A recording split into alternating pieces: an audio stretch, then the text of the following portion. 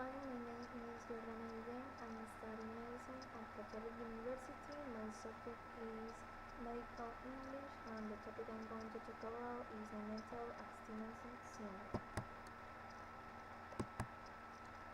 Definition: the neonatal abstinence syndrome refers to a postnatal opioid withdrawal syndrome that can occur in 55 to 94% of newborns whose mothers were addicted to or treated pedophiles while pregnant. Other terms have also been used to describe the syndrome, including the neonatal withdrawal syndrome, the neonatal drug withdrawal syndrome, and neonatal withdrawal.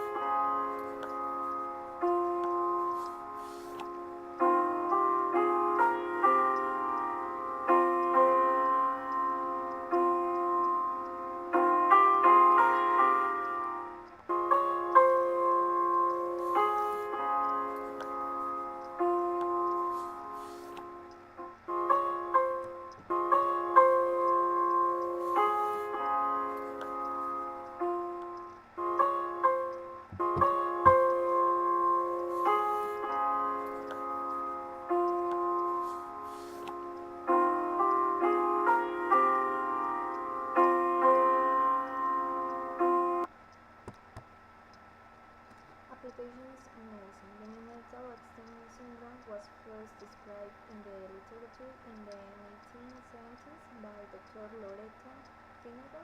Although this syndrome has been recognized for more than 4 decades, there have been substantial changes in the past 10 years, including a dramatic increase in prevalence and changes in both the exposure substance and clinical management.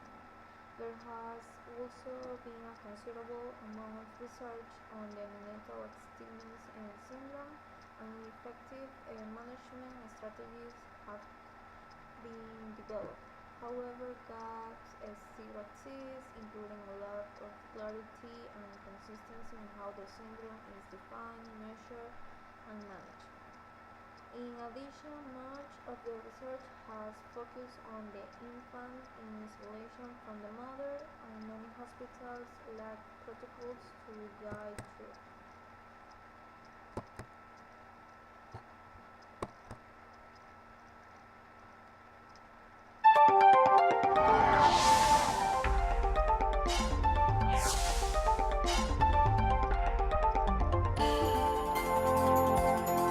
I think for any baby, the transition from the comfort of the mother throughout pregnancy presents a challenge. And in many infants, the mothers are given medications that can make it even more challenging. Neonatal abstinence syndrome is the difficulty with that transition. As a result of that, there's more interest in how can we optimize how we treat them. Our goal with the infants is to give them non-pharmacologic treatments. Swaddle them, love them, care for them, and that's the approach that we found more successful. If we do have them on medications, we want to get that medication to an appropriate and needed dose rapidly and to wean it rapidly as well. St. Francis Medical Center, building on excellence.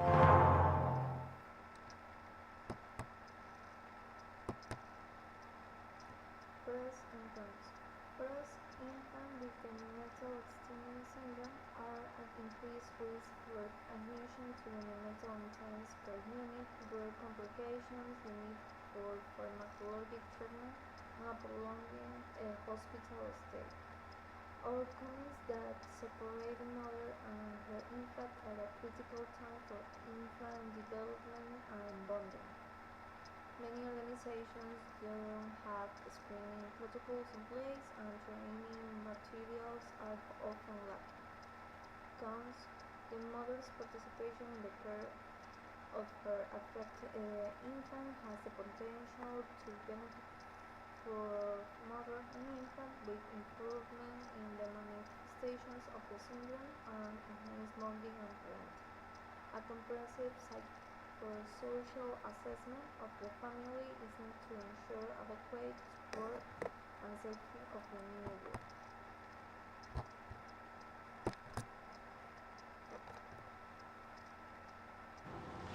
A new report finds a growing number of newborns in Florida are showing signs of withdrawal from drugs. A statewide task force found Duval County actually has the highest number of babies being treated for narcotics.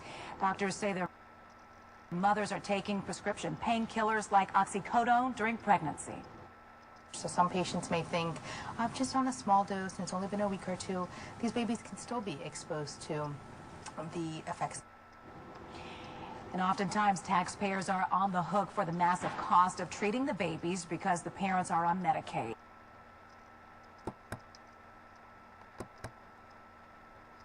Issues according to Ecuador. The average length of stay for infants with the neonatal abstinence syndrome is 17 days overall and 23 days for those requiring treatment. Prolonging hospitalization results in the use of a greater portion of healthcare resources for the care of infants with the neonatal abstinence syndrome than for those without the syndrome. Conclusion: recent innovations in management include standard protocols for treatment, which have positive effects on important outcomes such as the duration of required treatment, the length of the hospital stay, and the use of augmenting drugs.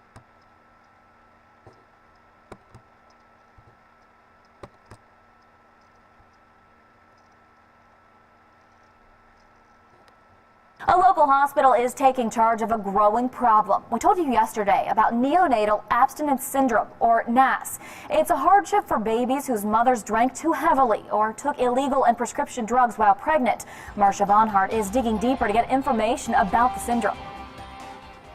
Well, babies who were exposed in utero to alcohol and/or drugs have a longer stay in a hospital. That's because medical staff members have to help them withdraw from those substances. They have to evaluate their neurological and physical behaviors to determine if they need treatment. Then nurses have to create a calm environment for them to grow properly. Their initial problems are poor feeding, disorganization. Babies have a tendency to cry a lot when they withdraw, and they have a tendency to not want to interact with a person because they're in what we call a disorganized state. Now, Dayton Children's has been working to cut the number of days to withdraw those babies, those NAS babies, from the drugs from 48 to 14. Now, that decrease in a hospital stay translates to about a 1/3 cut in money spent for treatment. Marcia Bonhart, 2 News, working for you.